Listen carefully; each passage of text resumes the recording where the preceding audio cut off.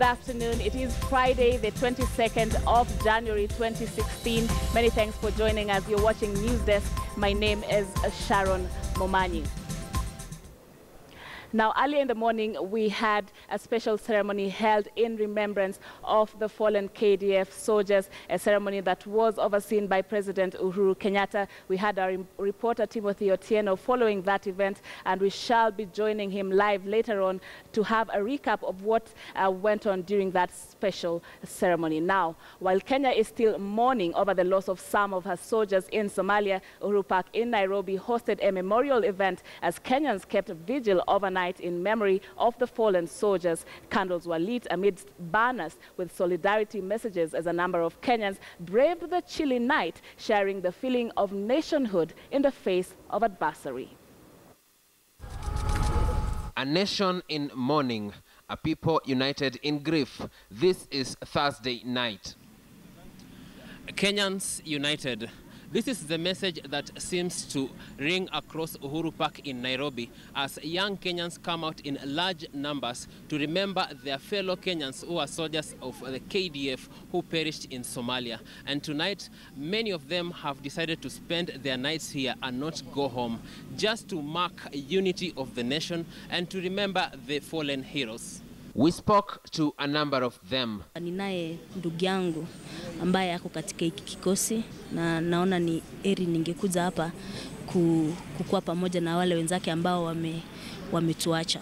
They also gave us their take regarding the tragedy that befell a KDF troop in El Ade, Somalia. I got touched so much by the number of people we lost last week, and because it is because of them that our country is safe and we always are safe all the time. So I am here because I am affected as a person, I am affected as a Kenyan, and as much as I don't have anyone I know in the military, I know that the next person that is there is someone's mother or father or brother or friend or even a friend. Kwangu mimi kama Mkenya hainifanyi nifurahi ila nahuzunika rohoni. So ndio maana leo hii niko hapa na nataka kuambia wenzetu ya kwamba wale wenzetu ambao wako katika KDF ya kwamba tuko pamoja na tutasimama pamoja nao hadi mwisho. And this is not a one-night affair. We are going to be here for 3 days, today, Friday, Saturday and Sunday. And we're here just to say thank you for your service to this country. And we mourn with your family. Our families lost their brothers, they lost their women who lost their husband, some lost their son. And so we're saying we mourn with them. And we say thank you for serving our country and thank you for the good work that you've done in Somalia. Besides the carefully crafted banners with solidarity messages, these Kenyans still had a word or two to relay to fellow countrymen. It's good to stay calm. We should stay calm, let the government do the investigations, but they should tell us the cause of the whole thing. But it's good to remain calm and let's be vigilant. The top military brass has confirmed the killing of Maalim Jano, believed to be the mastermind of the Dawn deadly attack at El Ade. Mark Namaswa, KTN News. Thank you, Mark, for that story. And now we want to cross over to Machakos, where our reporter, Murimi Mwangi, is following a CORD rally that is taking place at the moment in the area. Murimi, what can you tell us about the event? Good afternoon, Sharon. We are here in where a few minutes from now we expect a rally to be starting. But first, what is happening now is that there's a closed-door meeting of the National Wiper Party leaders, of course, setting the agenda for the 2017 general elections, while at the same time taking stock of the growth of the party. And I'm here with the Secretary General for the Wiper Party, who also happens to be the Senator for Mombasa, Mr. Hassan Omar. What can you tell us about the functions that you're holding here today? I think this is a routine function that we usually have every year. Last year we had the National Leaders Forum, which is beyond just leaders from who are part of the leadership of the party, but people who are the support base of the party across the country, who converge to discuss matters of importance for the party moving forward. But why this year is particularly significant is we had it last year in Yatta, this year we're having it here. But why it is particularly significant is because next year is an election year, and momentums will be set or lost on the basis of the kind of actions and proclamations that are made. So I think the Wiper is going to state unequivocally some of the position it is going to take. I will not preempt some of those positions, but also for the purpose of clarity, Wiper has agreed that it will have candidates across the country. They will not have any balkanization, will not have any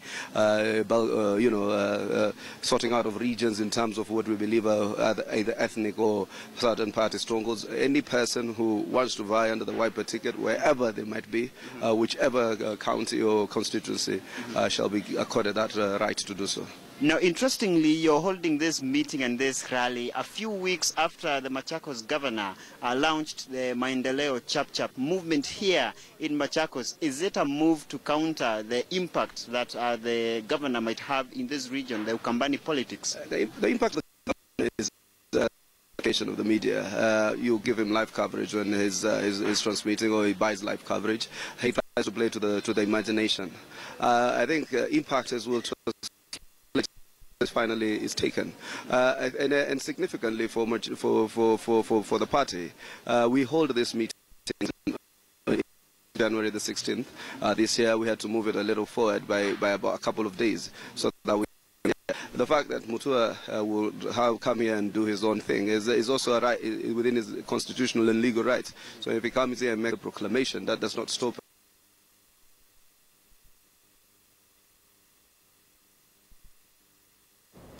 Yeah, we seem to have lost our reporter there, Murimi Mwangi, who continues to brief us on that rally set to take place in Machakos. Murimi tells us that now the party, that is the Wiper Party, is having a closed-door meeting, just setting their agenda ahead of the 2017 elections. Let's continue to listen in on our reporter, Murimi Mwangi. On suspected sympathizers, government sympathizers, and those who defect from the party, what does it mean that you're holding this conference or this rally here today, and one of the suspected defectors happens to come from this county? Is there any action that your party is planning to take against the Machakos governor and the other defectors who seem to support his movement?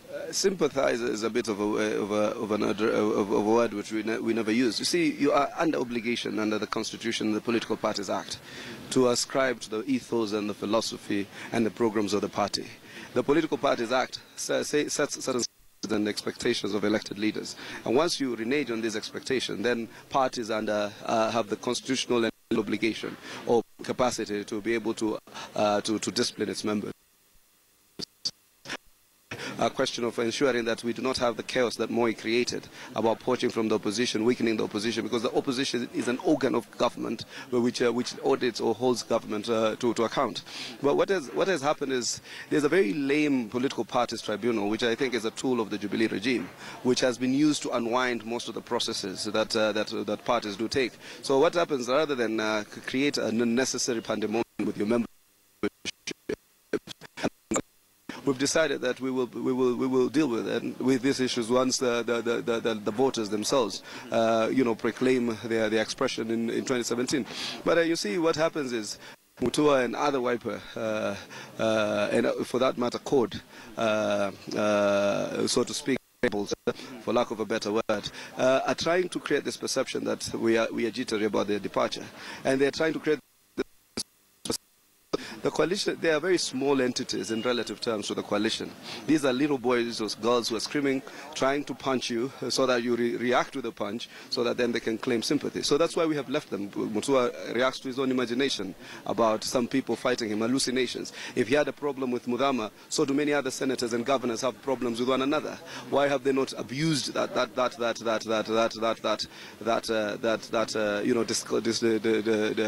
problem to their coalition? Many senators have issues with their governors, but it has not been based on launching movements and to start, rubbing it on the face of Mombasa blogger, controversial blogger Anthony Njoroge Mburu will remain in remand at the Shimolatewa prison until Tuesday after a Mombasa court rejected his release pending bond determination. Njoroge is charged with allegedly accusing Kiambu Governor William Kabogo of importing substandard eggs on Facebook post published on January 8th. The Nairobi-based blogger is charged with 3 counts of harmful publication contrary to Section 66 and Part 1 of the Penal Code. The charge sheet alleged that this literature was directly intended to harm Kwale-based Seacross Farm, which the blogger alleged had been used as a cover-up by Kabogo to sneak into the country low-quality eggs. Human rights activist and senior counsel Victor Kamau has condemned the arrest as unwarranted, arguing that the move was not in line with media freedom in Kenya.